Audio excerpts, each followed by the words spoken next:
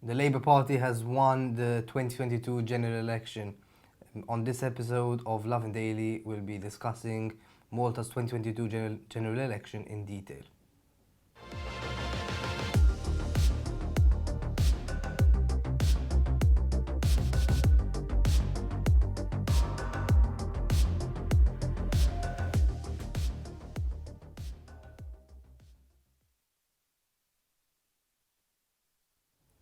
Good evening and welcome to Lovin Daily. I'm Diacono, joined today by Julian Bonnici. And of course, the big story on everybody's lips is the general election results, in which the Labour Party won by a historic landslide of just over 39,000 votes. Julian, what can you tell us about what happened over the weekend? Yeah, no, I'm sure everyone was following quite intently, especially on Lovin Malta's social media channels. But those of you who don't know, the Labour Party has officially won the election by yet another landslide record-breaking majority, winning by an exact figure of 39,474 votes. This means that the PL will also have a 9-seat majority moving into the next legislature, cementing its dominance really, on Malta's political landscape. This would be the Labour Party's third general election win since 2013, general election win. However, this is Robert Abella's first one as party leader and prime minister, and the first following Joseph Muscat's resignation in 2019. Very interestingly about this election was that voter turnout was at 85.5%, down from 92% in 2017. It was actually the lowest turnout since 1955, and it actually had quite a major bearing, right, on the electoral result. Roughly 20,000 voters in total left the PN and PL during this election. They actually both recorded less votes than the last time round. However, far more PN voters left this time round, which led to a wider majority for the Labour Party. We also saw some interesting battles elsewhere, particularly with Abela and Greg. They both faced off against each other in the 5th district, with Robert Abela trouncing the PN leader. He won about 9,996 first count votes compared to Greg's 5,799. However, for Abela, he did receive less than the total votes received by Joseph Muscat back in 2017. But in truth, both Greg and Abela performed worse than Muscat and Simon Busuttil from 2017. For those who didn't watch, the counting hall, as soon as results were made known, was completely jubilant. Supporters really went wild. However, the question on everyone's lips is, how did this happen? Tim, what did you think? Why was there such a record-breaking margin this time around? I don't think there's a single reason. At the end of the day, the electorate is a very complex beast, because it's made up of literally every single human being and in the country, and everyone has their own particular intentions for why they voted. However, the truth of the matter is that sometimes I feel that we speak about the two big parties as though we have two large parties, PL, PN, when it's quite clear that Labour is on a whole other level to the Nationalist Party, and has been it has been for a while. I mean, our political landscape has now clearly shifted to one where there's one massive party, one big party, and a couple of tiny parties. What does this mean for democracy? I don't know. I mean, what has to be said is that it is quite. it's no mean feat for the Labour Party to keep that to keep its organisation in ship shape, because what this means is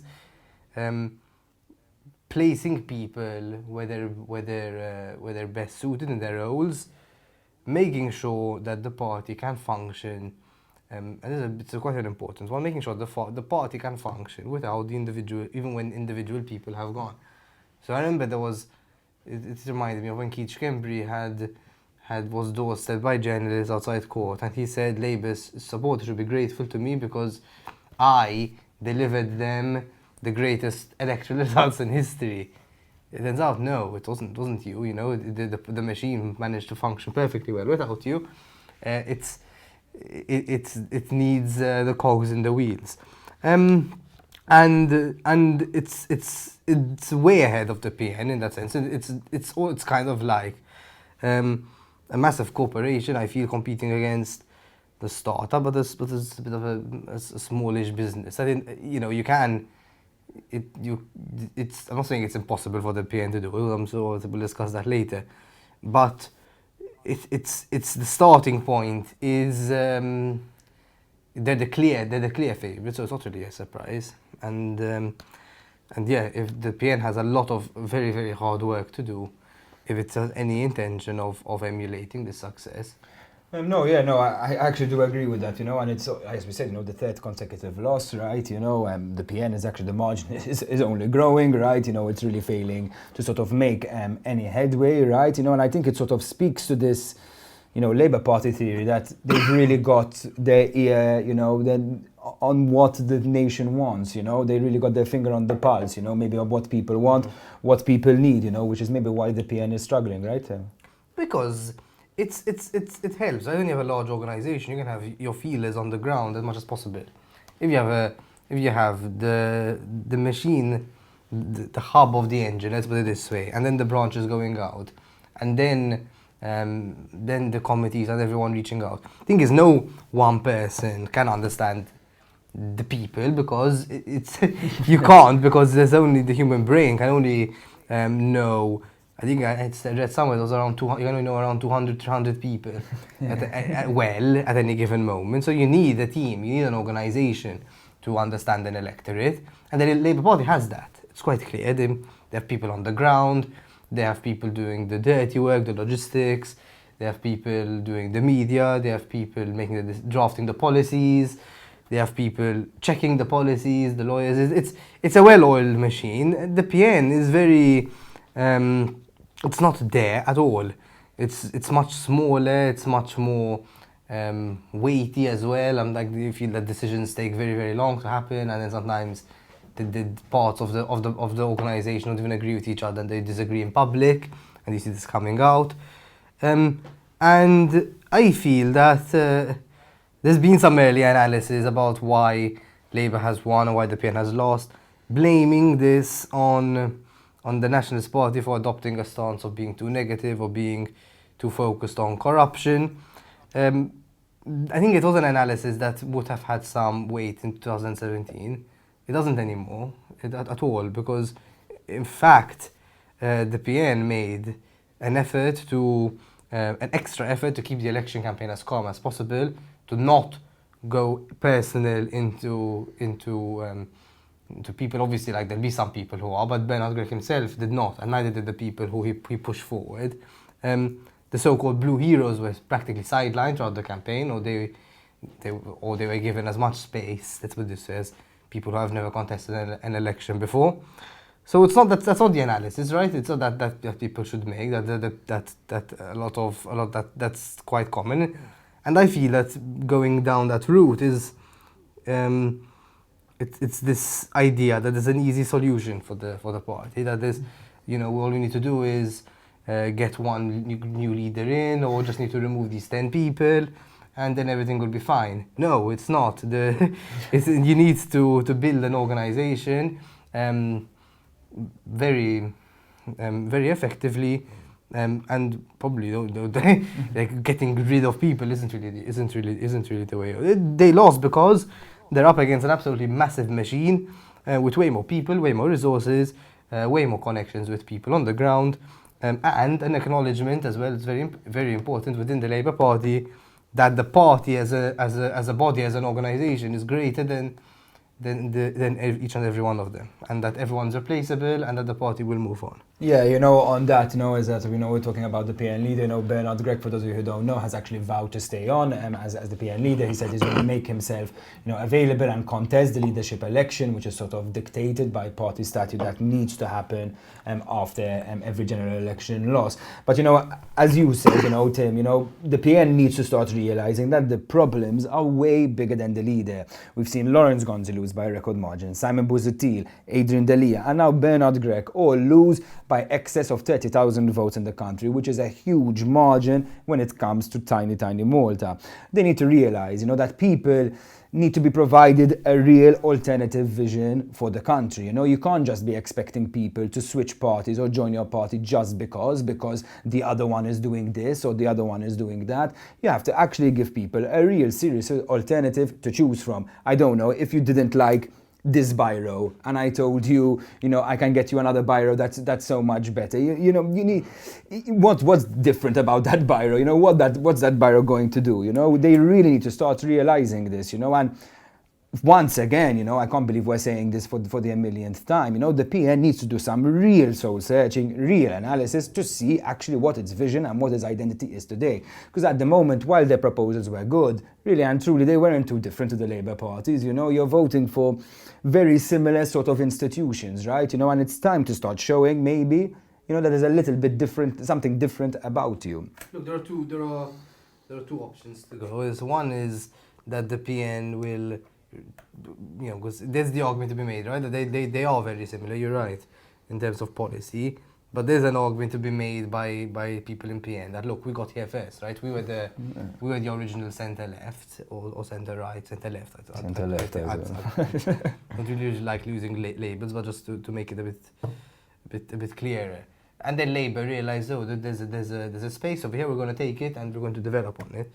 So what does the PN do? Does it have to become, more, take a stance on things Labour aren't, like migration, say, and become very anti-migrant? Should it become very green and try and morph into a green party and become, anti-hunting, anti-construction, kind of like ADPD? Or should it say, look, this is our space, we're going to stay here, and we know we're in it for the long haul, and we're just going to spend a long time branching out and until we can actually compete with Labour.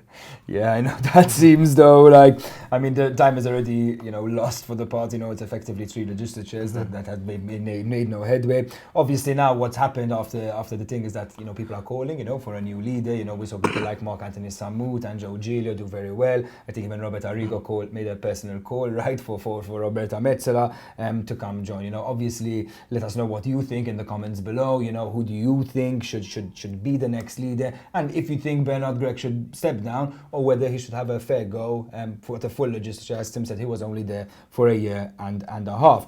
Moving on to other stories of the election campaign, I think what's something really, really interesting about the general election was that we actually saw some really, really major figures miss out on getting elected this time. From the Labour side, I think the biggest casualties so far, Ministers Jose Herrera and Everest Baltero, right, who have been elected for decades, sort of saying now that they're not even going to contest the casual election, right? They've sort of retired, from politics altogether. Rosiane Cotayar also didn't manage to get elected, even though she also got elected by casual election in 2017. So obviously she still has a chance of getting a seat.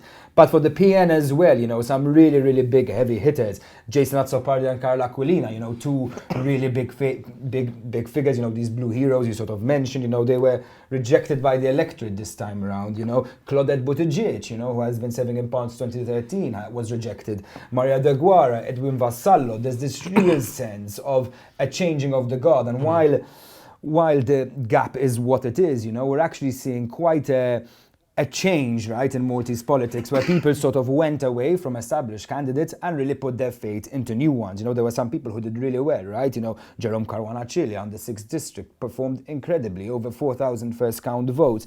Darren Carabot, Ivan Castillo, from the PN also did very well. But even from the Labour side, you had Kita Zopardi-Tanti getting elected on the first time of asking, Chris Bonnet, Alison Zerafa-Civelli, some really interesting people, getting elected. That's hopefully going to change the makeup of Parliament, of this legislature for the years to come. Tim, in your opinion, why do you think, people sort of went away, from this old guard mentality, this established mentality, and put their faith into new people? Well, this happens every election, that there's a couple of new people come in and some old ones leave. What's interesting this time around is that there were more for the Nationalist Party and the way for the Labour Party. In contrast to 2017, it was the other way around, when Labour elected several completely new MPs and the PN elected barely any new ones. And that was a problem for them. Now, the PN, are the ones who elected more. And it's positive for them in this sense, because these are candidates now, MPs, who have tasted the sweet taste of victory. They're energized, they're happy, they're excited. Which kind of contrasts a bit with the mood of the party, but it will help, and they're raring to go, so they're ready to put in the hours hopefully they put in the work, because it takes a lot of hard work, to get both themselves but also the party eventually into government. So that's from the Nationalist Party's perspective, even though the result was a disaster. The fact that so many new MPs got elected is great for them. Yeah, and there's still the gender quotas to come. So even on multiple districts, right? You had like Joe Giglio, Mark Anthony Samut, who got elected on 2 districts. Alex Borg, did really well in Gozo, some really impressive results, But I guess what comes next? What do you think on the next? No, next is the casual elections. We're expected to see some candidates like perhaps Rosian Kotayar from Labour expected to get elected. There's Rebecca Chilia from PN is did pretty well as well. I think Cressida Gale did very well as well from Labour's end, and someone else from PN. I mean, Eve Borg-Bonello is the one. It would be a big one because she'll be the youngest MP in Maltese history, and perhaps the youngest MP one of the youngest, at least in the world, which is massive. Yeah. If she doesn't get elected via the casual election, the gender quotas which are going to kick in, and a lot of women candidates have a chance to get elected to parliament there as well. Yes, on that note, first we'll start a bit like casual elections. For those of you who don't know, like really what happens in Malta's electoral system, you can get somebody who gets elected on multiple districts, on 2, but they can only keep 1 seat. It means they have to give up their seat on 1 district. What happens is all their votes get opened up and they're distributed by preference votes. And while we can sort of indicate what favourites there are at the moment, really and truly we'll only know the result once those boxes are open. The candidates have 1 week to say they're going to contest in the casual election or not, and the election will take place a week or so later. On the issue of gender quotas now, so last year, the gender corrective mechanism finally entered the parliament. However, this time around, we actually saw fewer women elected to Parliament after the first round of counting.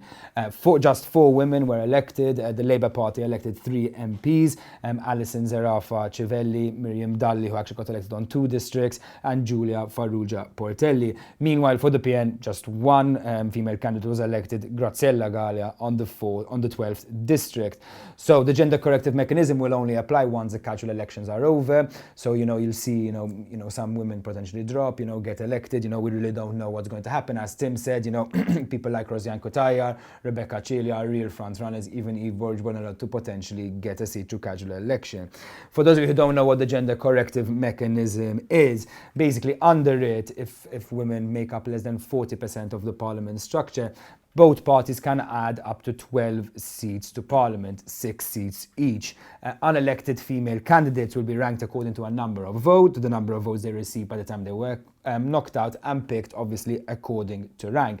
Lovin Malta has actually looked at sort of the permutations around this whole race. You can read about it all on lovinmalta.com. However, you have people like Paola Mifsud Bonnici, Julie Zara, Bernice Bonello, Janice Katkuti, even Eve Borg-Bonello from the PN, who are likely to get elected through this gender corrective mechanism if they do not make it to the casual election. From the PL side, you have Cressida Gale, who actually performed really, really well on the 1st district. Abigail Camilleri, who really had an impressive result in Gozo. Rebecca Buttigieg, Alicia Bugeya side. There are some really strong candidates who could potentially get elected through the gender corrective mechanism. Now, as we all know out there, it's caused quite a lot of controversy. People might be saying, are these people getting elected democratically? Is it really fair? Me personally, what I found really shocking really is that the gender corrective mechanism, as much as it's important, it shows that the parties are failing to address the root issues, right? The number of candidates remained relatively the same, so I think even less than in 2017. And really, the number of female candidates actually that got elected actually decreased, So it's really showing that maybe the issues are with how parties are choosing female candidates, how they are pushing them, how they are promoting them, and what more they can do. What do you think about it, Tim? Yeah, I mean, I'm not a fan of. I've never been a fan of the quota system, but when you hear those names being read out, I'm quite interested to see how Parliament will be composed of, because there are some extremely valid candidates from both sides of the political fence who I think will do a good job. Just also very unfortunate that it's only limited to the 2 big parties, and the smaller parties will not be able to benefit from it at all. It just seems like kind of the system literally blocking anyone out. Anyway, that brings us to the end of today's discussion about the general election. Obviously, we're there's more news to come. So again, new elections, the fallout of it, whatever. Make sure you follow lovinmalta.com and have an evening full of loving.